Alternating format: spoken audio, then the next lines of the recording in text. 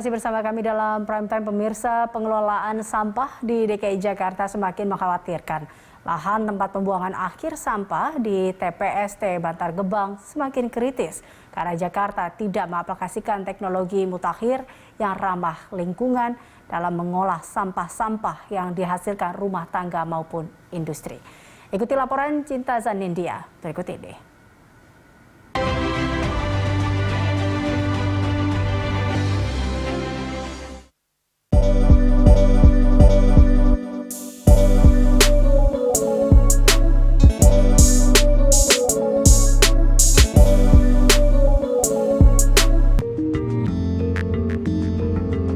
Tempat pembuangan sampah terpadu atau TPST Bantar Gebang menjadi satu-satunya tempat pemrosesan akhir sampah di DKI Jakarta.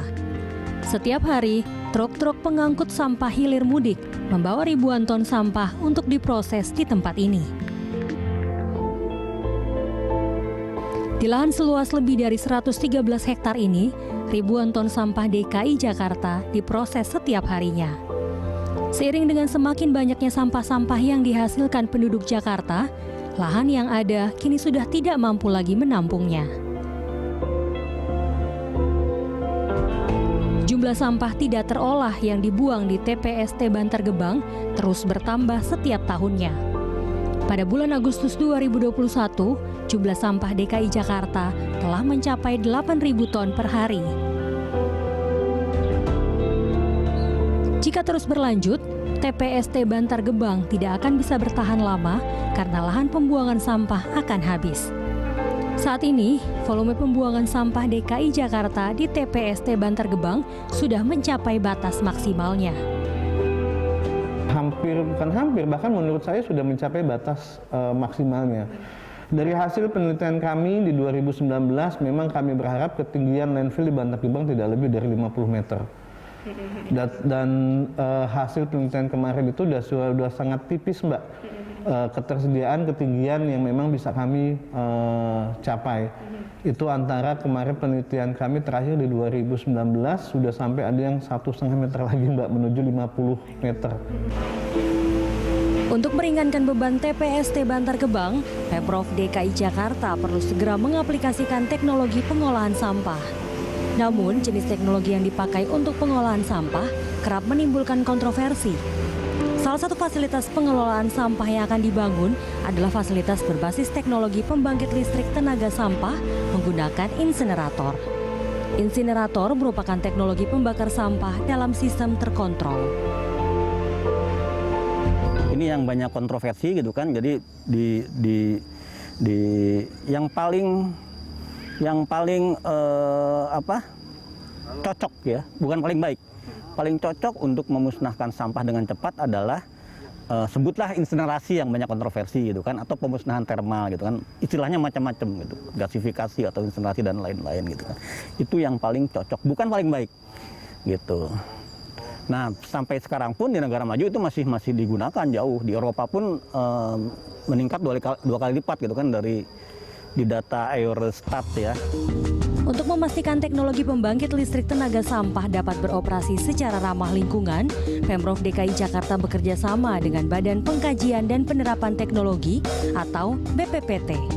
Pemprov DKI dan BPPT membangun pilot project insinerator yang dapat mengolah sampah 100 ton per hari. Teknologi pengendalian polutan yang dipakai pada insinerator Bantar Gebang telah mengurangi emisi pembakaran secara signifikan. Jadi pertama adalah kita harus pengendalian di pembakarannya minimum harus di 850 derajat Celcius. Kemudian APC-nya pertama adalah kita quencher, itu pendinginan secara mendadak sehingga tidak dimungkinkan terjadinya dioksin furan kembali. Selanjutnya adalah kita ada absorber dengan menggunakan chemicals, jadi pakai kapur dan juga karbon aktif. Di akhirnya adalah ada back filter untuk kita mengendalikan partikel-partikel padat. Selain itu, untuk mengurangi timbunan sampah di Bantar Gebang, Dinas Lingkungan Hidup DKI Jakarta juga menerapkan sistem pengelolaan sampah landfill mining dan teknologi refuse derived fuel atau RDF. RDF merupakan teknologi pengolahan sampah melalui proses homogenizer atau pemilahan sampah menjadi bentuk dan ukuran yang seragam yang hasilnya dapat digunakan sebagai sumber energi terbarukan pengganti batu bara. Saat ini, hasil RDF di Bantar Gebang telah digunakan sebagai bahan bakar pabrik semen oleh PT Indosemen dan PT Solusi Bangun Indonesia. Mesin RDF di Bantar Gebang dapat mengolah sekitar 100 hingga 150 ton sampah per hari. Pemprov DKI Jakarta rencananya akan menambah kapasitas mesin teknologi RDF dari ratusan ton sampah menjadi ribuan ton sampah per hari. Di samping itu kami juga sedang uji coba menggunakan teknologi RDF. Kami sudah mulai melakukan pengelolaan terhadap sampah-sampah lama kami yang sudah menggunung ini, di mana memang kami treatment, kami proses untuk kemudian menjadi RDF. RDF adalah refuse derived fuel atau bisa dibilang bahan bakar alternatif pengganti batu bara. Dan selama ini kami sudah melakukan observasi, sudah melakukan kerjasama dengan PT SBI yang dulunya pabrik semen Holcim, dan kami juga sedang melakukan penjajakan dengan Indosemen. Jadi dua pabrik semen tersebut insya Allah sudah dapat menerima RDF dari TPC Bantar Gebang. Kedepannya memang kami harapkan Bantar Gebang ini juga rencananya di tahun ini kami akan membangun 2 buah fasilitas besar di Bantar Gebang, yaitu mengolah sampah lama dengan kapasitas 1.000 ton sampah lama kami olah, dan satu lagi fasilitas yang dapat mengolah sampah baru. Pengelolaan sampah di Jakarta membutuhkan perhatian serius. Pengaplikasian teknologi mutakhir yang ramah lingkungan mutlak dibutuhkan untuk mengurangi dampak jangka panjang kerusakan lingkungan akibat tata kelola sampah yang tidak baik. Bayangkan 7.000 hingga 8.000 ton sampah dari DKI Jakarta setiap harinya dibuang di TPST Bantar Gebang.